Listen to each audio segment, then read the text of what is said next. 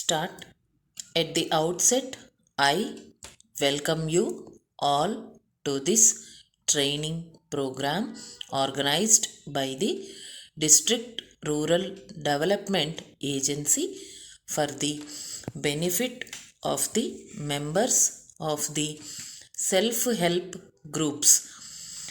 I think that this is for the first time that such a training program is arranged for the women. I am very happy to know that about 60 women are selected from one village and they are being provided with the training. Trainings are important in the sense that they would make it possible for everyone to learn something. For women like you who are interested to live on your own lives besides providing employment or self employment to some, such trainings would boost your confidence. The district administration has thought of providing trainings at various levels.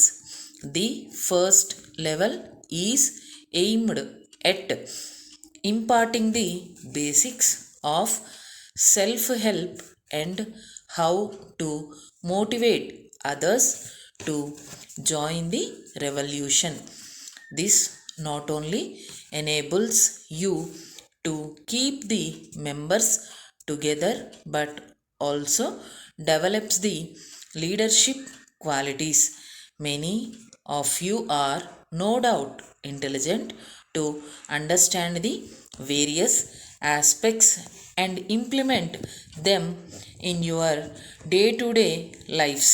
This is a training program which is different altogether from the earlier trainings.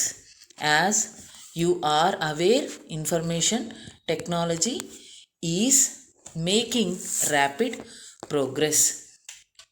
As a matter of fact, it is possible for anyone to contact another in any part of the world within a few seconds and communicate with him. Also, it helps to exchange and distribute the knowledge among different persons. It has been the policy of the state government that all the villages should be provided with the global communication system within the next 3 or 4 years. For this purpose, an amount of rupees 70 crores has been allotted. This amount will be spent for providing the necessary facilities. If a majority of your members are familiar with the latest technology, it will be possible to exploit the vast knowledge resources. It is in this context that this program is organized for providing education to enable you to use the latest knowledge in future. The project director, who is a young and able administrator, has brought very good proposals and I must really appreciate his future vision. Perhaps I think that this will be the first program organized in the entire state. You must be very thankful to him for giving you an opportunity to participate in this program. I wish you all success in your endeavors. Sir, this is with reference to the news item in your paper about the corrupt practices at the checkpost in the borders of the state. It has been a regular feature of every newspaper to report such irregularities in various departments, and the commercial taxes department is no exception. It is a well known fact that driver of every vehicle is after all a human being and does not hesitate to earn money at all costs.